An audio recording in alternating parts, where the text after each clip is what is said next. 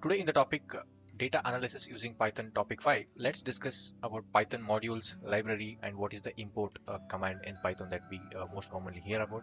So what is Python modules and what is the difference between modules and libraries, and what is the difference, basic difference between these, and why we use import command, and how import command can be used in different ways. So let's see in a practical way in today's session. For the practice session, I recommend using Anaconda. So to install Anaconda and then start using it. So if you're not already installed Anaconda, please install it. Refer previous videos to know how to install the Anaconda package. And so I'm using a Jupyter notebook for practice session of any Python code. So I'll just go and launch here.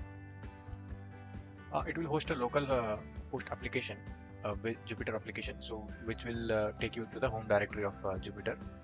And to create a new file, you just need to go here and create Python. Click on Python 3, so it will open a new notebook here.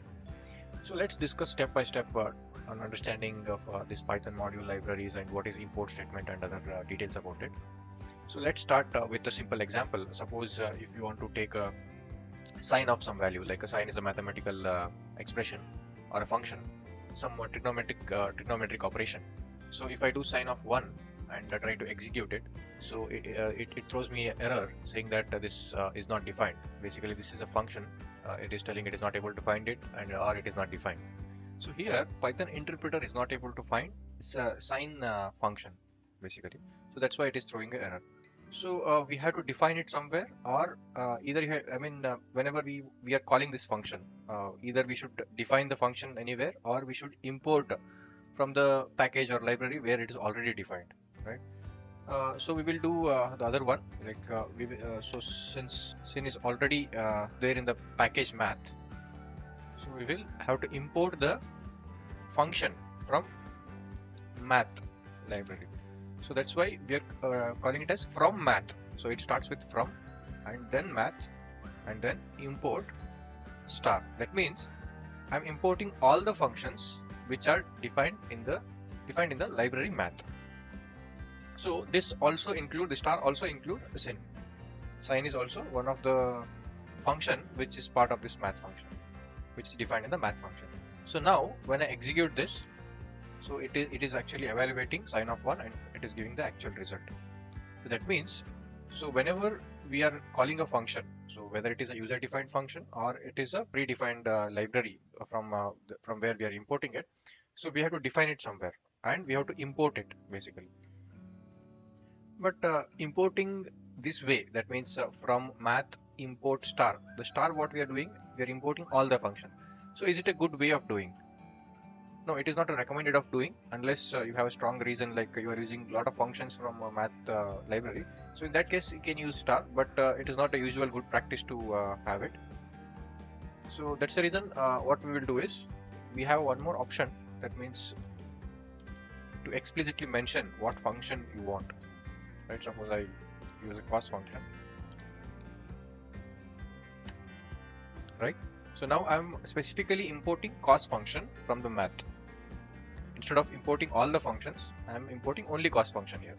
So this is a recommended way of doing it, because you should always import what you want, because there might be other function, user-defined function, which might conflict when you are doing the import star, because there will be a lot of package, you don't know what are the packages inside math. So it might conflict with the user-defined function what you are defining.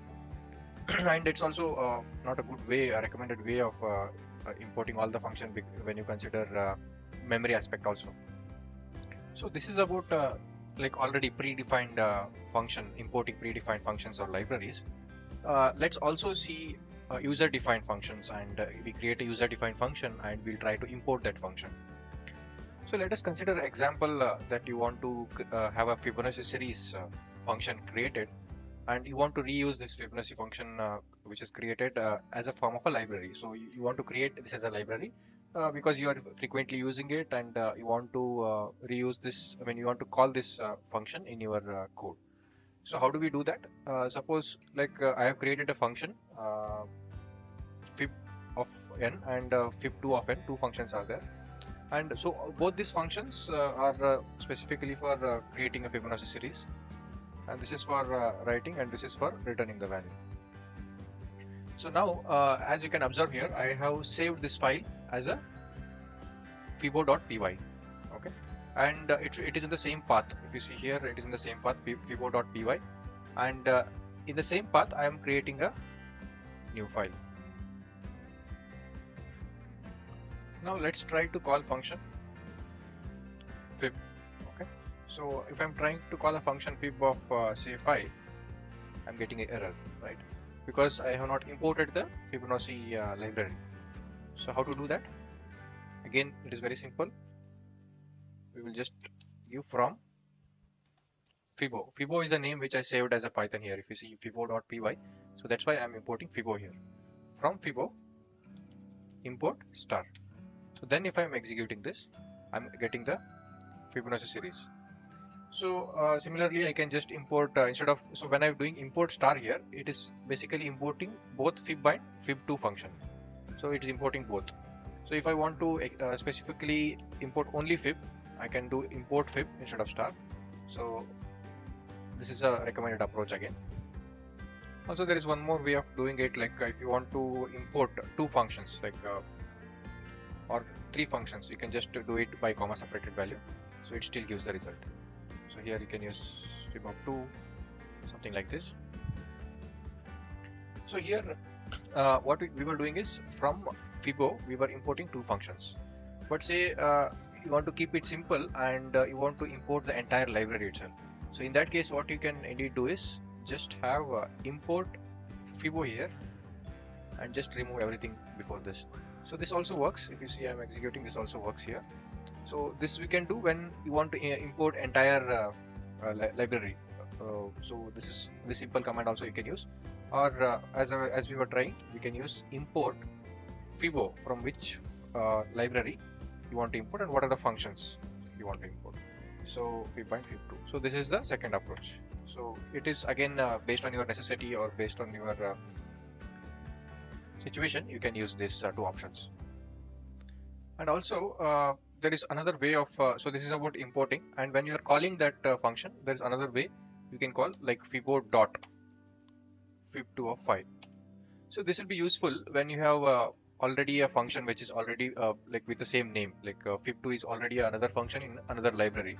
So in that case, it is good to specify the library name and along with the function name, so it will not basically conflict with each other. Otherwise, it is not a mandatory. You can remove and execute simply. So this is to just show how we can import or reuse the code or reuse the library or packages that is already defined in your code. And basically these are like suppose in this case Fibo is just a library. It's just a function basically.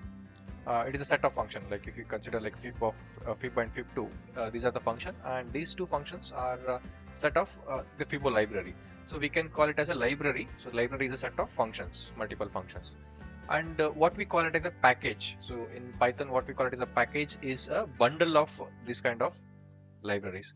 So suppose if you have a machine learning like NumPy, SciPy, so these are all packages, and scikit-learn is for machine learning.